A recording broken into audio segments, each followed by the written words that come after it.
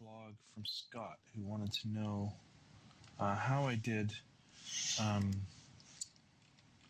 this highlight effect on this button from a post a while back. So I'm going to do a quick screencast about how to create probably something like this one. So let's see here.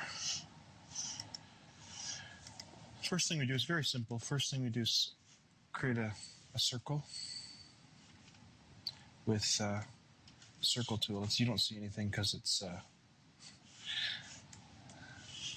set to white, but we'll change that color to black and full opacity.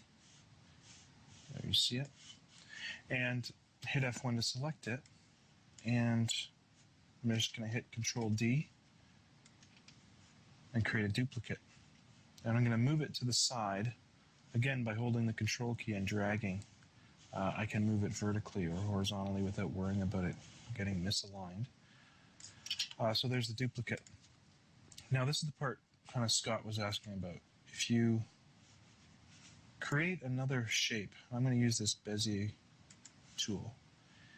And what I try to do is, it's purely a matter of taste, but you create kind of some kind of arbitrary shape. What's important is how does it intersect the curve. Change the color of it here to maybe make it a little more visible. Okay, so we've got our black circle and this kind of polygon shape. You could do this with a straight line if you wanted, it wouldn't matter, but it's important that the shape be closed, a closed loop. Then what I do is select that shape, hold Shift and select the black circle here, and then I go to Path and Intersection. You could hit Control and asterisk. So here I'll hit Intersection and see how it's just chopped whatever part of the shapes. You see it there again, and when we redo it, the shape that they both share, that part of the shape will be saved. I select that shape, go to my Fill tab, and make it white. Then I hold Control and drag it back onto my circle. Okay? Get it as, I think there's some kind of snapping turned on. I haven't quite figured that out yet. But it, sometimes it takes a little bit of realigning to get it right. And then what I do is I generally just reduce the opacity of that highlight. Okay? And that's it. Now, if you wanted to do the text part of that, you can create a piece of text here. Say it's A, hit F1 and pick a nice color that you want. Bring it here, scaled up.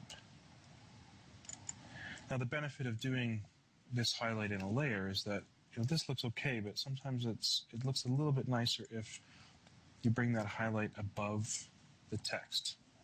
You do that with when it's selected up and page down. That may be hard for you to see the difference, but if I made that a lot more opaque, you'd see when I select it up, down, and then I can even put it down below the black circle. So you're just adjusting where that highlight layer is, and it should be on top of the text if the text is supposedly on that black circle. The other thing I did on that tutorial was I created a black shadow behind it, and that's really easy. You just select the original black circle again, Control D to duplicate it, page down to send it to the bottom, and then just up the blur a little bit to suit your tastes, and there you have it. Now that highlight to me is a little bit too bright.